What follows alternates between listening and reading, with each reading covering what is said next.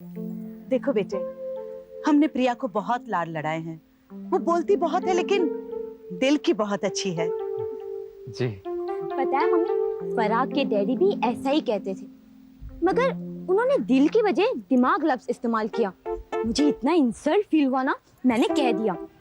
क्या कहा बेवैसा को? यही कि मुझे मजाक बिल्कुल पसंद नहीं। तो वो कहने लगे मैं मजाक कहाँ कर रहा हूँ, याद है पराग? हाँ, सब याद है। तुम्हें जो एक बार ठीक से जान ले वो तुम्हें भुला कैसे सकते हैं? मैंने ठीक कहा ना? जी बिल्कुल ठीक। यानी मतलब अगर तुम किसी लड़की से मिल लोगे तो उसे याद रखोगे? How dare you! प्रिया अपने पति से इस तरह बात करते हैं? तो अब मम्मी जी आप अपसेट मत होइए। अब मुझे प्रिया की कोई भी बात बुरी नहीं लगती। जानती हूँ, अब तुम उसे समझने लगे हो, चाहने लगे हो। पर बेटे, शादी सिर्फ एक लड़के और लड़की के बीच नहीं होती, दो परिवारों के बीच होती है। दूल्हा ब्याह करता है दुल्हन से, उसके बूढ़े माँ बाप के चेहरे पर पड़ी झुर्रियों से, उसके गांव के खेतों की हरियाली से और आंगन में चुगती चिड़ियों से भी। ये क्या कह रही हो मम्मी तुम? खेत कहाँ है हमारे यहाँ, और तुम इतनी बूढ़ी भी तो नहीं। प्रिया चुप।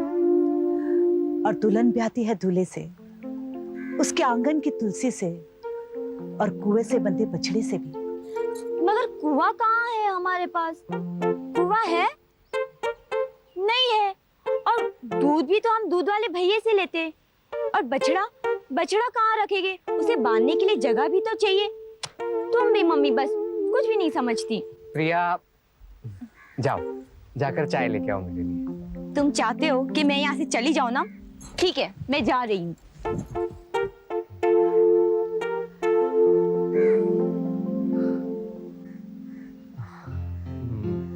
मम्मी जी मुझे तो यहाँ रहने के लिए कहा गया है, पर हम तुम्हारे पापा जी से बात करेंगे बेटे। मैं पिताजी की बात नहीं कर रहा हूँ, मैं अपनी बात कर रहा था। अब मेरे घर में प्रिया के साथ जो भी अच्छा बुरा हुआ, वहां से निकलने के बाद उसके लिए ये घर था, पर मेरा और मम्मी जी दूल्हे के मैके तो नहीं होते ना। समझ रही हूँ मैं, लेकिन तुम्हें इस घर की दरियादिली का अंदाजा नहीं है। अगर तुम रूठ कर इस घर से चले भी गए ना, तो घर के सारे लोग तुम्हारे पीछे आएंगे, सिर्फ प्रिया नहीं। तुम चिंता मत करो। उस वक्त मेरी उम्र 17 साल की थी और वो 32 साल का। लेकिन अमेरिका में रहता था, मॉडर्न था, अमीर था। डाउरी ना उसे चाहिए थी ना उसकी फैमिली को। पिताजी ने मुझे 7 दिन तक बैठाकर समझाया कि अगर वो उम्र में बड़ा है तो क्या हुआ, कम से कम तुम्हारी जिंदगी तो बन जाएगी। और उसका एक बार डिवोर्स हो चुका है तो क्या हुआ, उसकी पहली पत्नी थी ही बच्चेला। और जब तुम वहां चले जाओगे तो तुम्हारे पीछे सारा परिवार आ जाएगा। और मैंने शादी कर ली।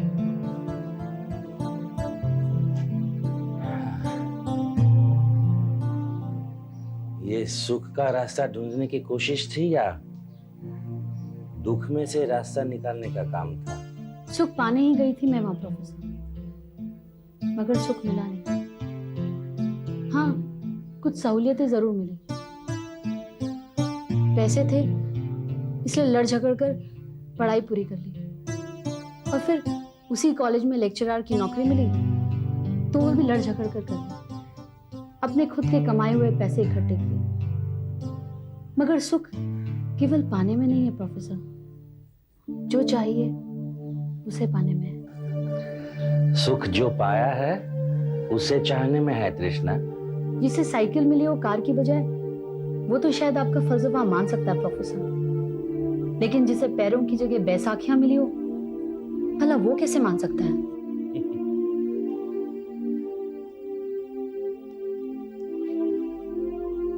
प्रियम तुम्हारे पैर बनेगा? हाँ, शायद आपको ये सुनकर ताज्जुब होगा प्रोफेसर, मगर प्रियम मेरी जिंदगी के उस दौर में तब आया जब उसकी जगह अगर कोई और भी आता तो भी कोई फर्क नहीं पड़ता। आपने वो कहानी तो सुनी होगी ना जिसमें राजा मर गया तो गांव वालों ने हाथी के सूंड पर कलश रख दिया, और जिस किसी पर वो कलश उड़ेलेगा वही राजा होगा। उसी तरह मैंने प्रेम का कलश प्रियम पर उड़ेल दिया है। अब ये मत पूछिएगा, क्योंकि शायद इसका जवाब मैं भी नहीं जानती। बस जो होना था हो चुका। यही मैं कह रहा था कि जो तुमने पाया था उसे चाहने में क्या बुराई थी। तुम्हारे पति मिस्टर सिंह को ही सिंहासन पर बैठाया था मैंने, मगर वो राजा मर गया और सिंहासन खाली हो गया। एक औरत को बच्चे और परिवार के अलावा और क्या चाहिए प्रोफेसर? मगर मिस्टर सिंह मुझे वो नहीं दे पाए, इसलिए अब मैं उन्हें डिवोर्स देकर प्रियम से शादी करने वाली हूँ।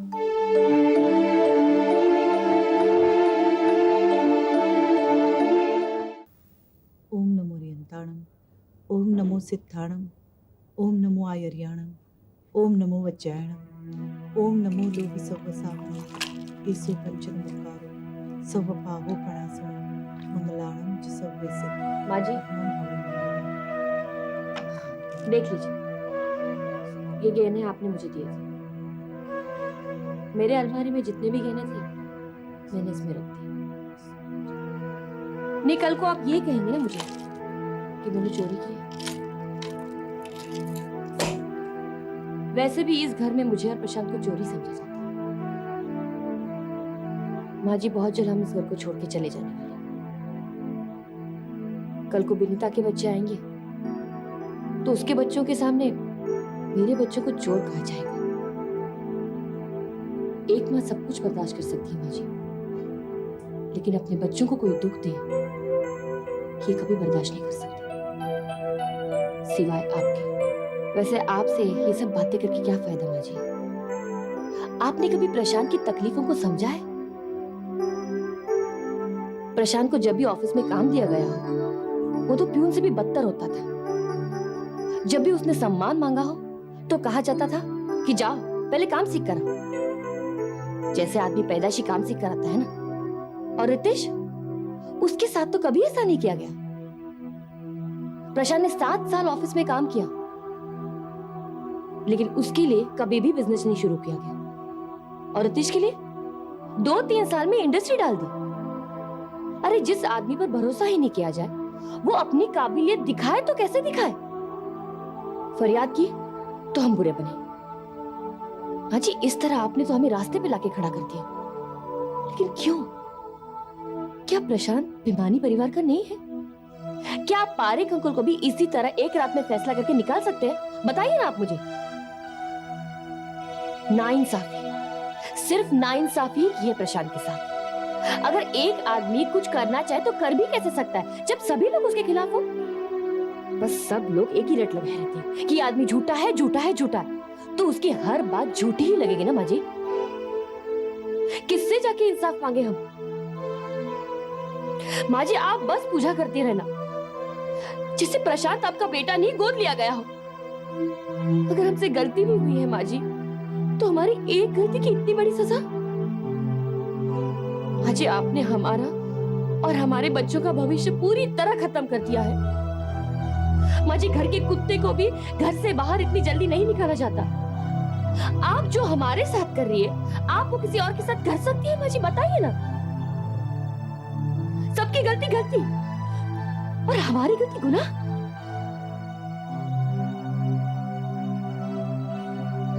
लीजिए।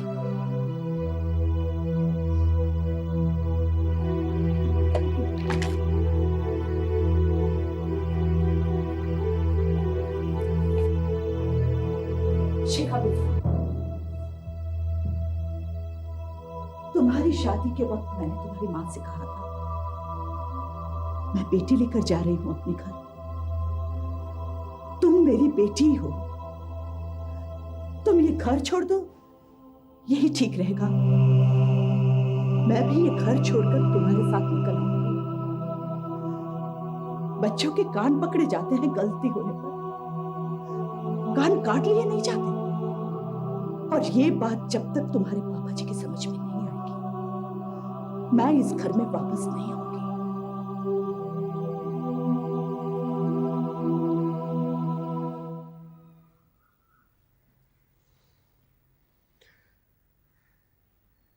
पापा, कल हम बाहर जा रहे हैं 1 महीने के लिए। बताया था तृष्णा ने मुझे। 1 महीने के अंदर अगर आपने ऑपरेशन करवाने का डिसीजन नहीं लिया तो बहुत देर हो जाएगी। 2 साल में देर नहीं हुई तो महीने भर में क्या हो जाएगी? और अगर हो भी गई तो क्या होगा? मैं बताऊं क्या होगा? सबसे बुरा ये होगा कि श्रेया के दिल पे जिंदगी भर बहने वाला एक घाव बन जाएगा कि वो आपका ऑपरेशन नहीं करवा सके।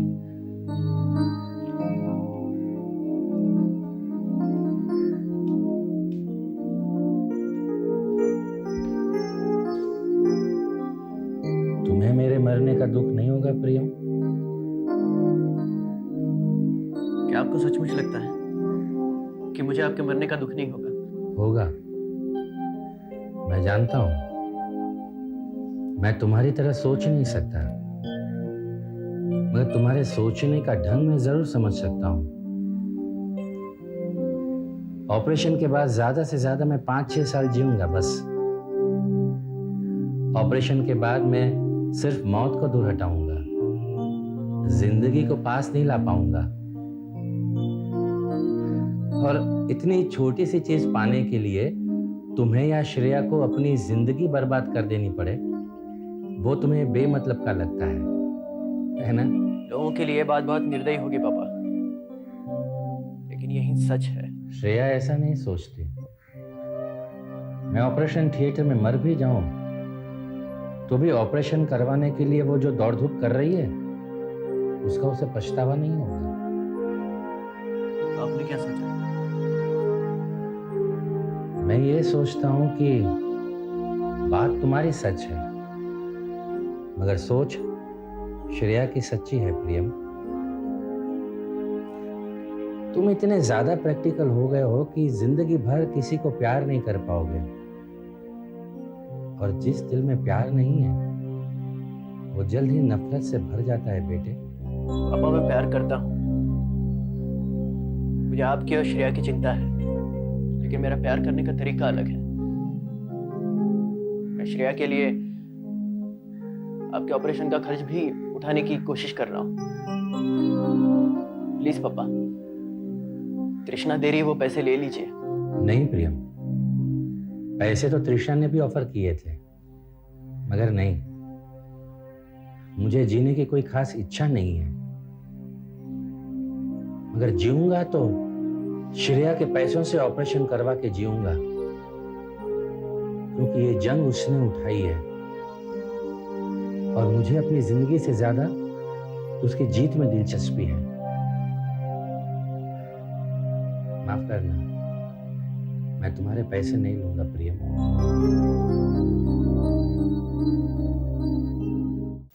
मैं फैसला कर चुकी हूँ और उसे बदलना नामुमकिन है। लेकिन मम्मी जी, आपने जो जल्दबाजी में फैसला किया वो फैसला नहीं बल्कि जिद है। चुप रहो, मुझे डांटने का तुम्हें कोई हक नहीं है। क्यों नहीं है? डांटने का हक सिर्फ उम्र से ही आता है मम्मी जी, अपनेपन से भी तो आता है ना। और क्या मैं आपकी अपनी नहीं? बताइए। हो, और प्रशांत और शिखा भी मेरे अपने हैं, ये पूरा परिवार मेरा अपना है। मगर प्रशांत, शिखा और रीमा के साथ अन्याय हो रहा हो उसे मैं चुपचाप देखती रहूं? अन्याय? कौन सा अन्याय मम्मी जी? उन्हें तो सिर्फ बिजनेस से निकाला गया है, लेकिन घर से निकलने का फैसला उनका अपना है। ये फैसला उन पर थोपा गया है। बिजनेस से निकालने के बाद, इतना अपमान होने के बाद वो इस घर में हमारे साथ कैसे रह सकते हैं? और उस दिन जो उन्होंने अपमान किया था निरंग का, मिताली का और पापा जी का, उसका भी तो आप सोचिए ना। निरंग को अपने छोटे भाई की बात इतनी अखर गई कि वो प्रशांत का मुंह तक नहीं देखना चाहता। मम्मी जी, निरंग प्रशांत को बिजनेस से नहीं निकालना चाहते, लेकिन पापा जी, मिताली और कुछ हद तक रितेश जरूर चाहते हैं। और मुझे नहीं लगता कि वो लोग गलत है मम्मी जी। वो लोग गलत नहीं है तो निरंग गलत है। निरंग माफ कर सकता है तो मिताली क्यों नहीं कर सकती?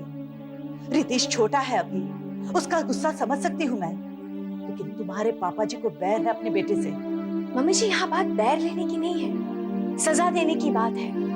प्लीज आप समझने की कोशिश कीजिए। अगर प्रशांत छोटा होता ना तो पापा उसे चाटा भी मार देते, लेकिन इतने बड़े आदमी को सजा के तौर पे चाटा तो नहीं मारा जा सकता ना। मारा जा सकता है, कितना ही बड़ा क्यों ना हो जाए उम्र में, बेटा है वो, लेकिन उसे ऐसी सजा नहीं दी जा सकती रुचि। माँ बाप है हम, अदालत नहीं। लेकिन ये बात तुम्हारे पापा जी के कान तक नहीं पहुंचती, इसीलिए मैं प्रशांत के साथ घर छोड़कर जाने वाली हूँ। ये जिद नहीं है, सुनवाई की मांग है।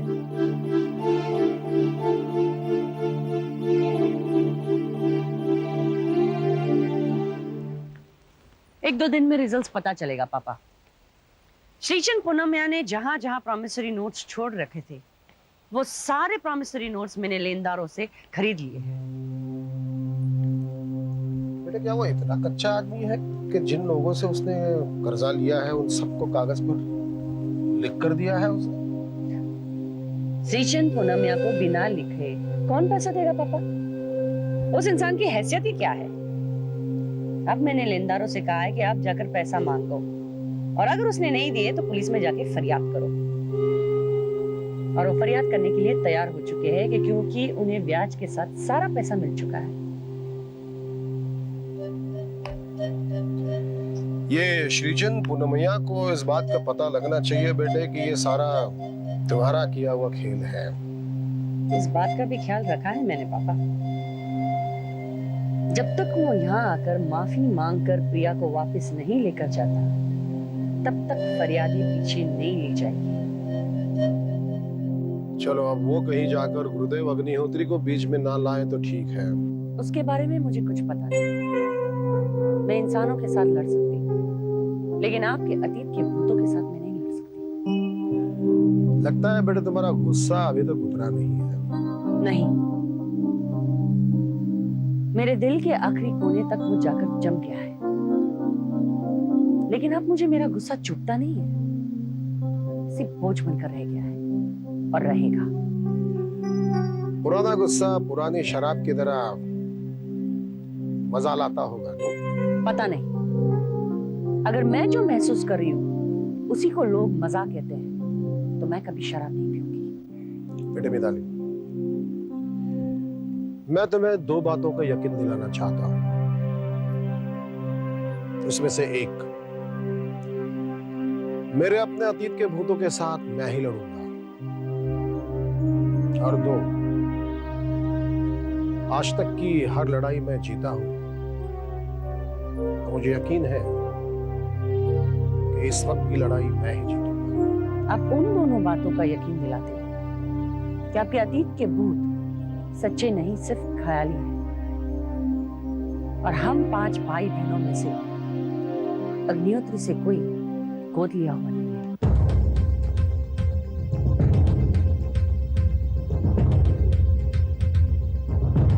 काश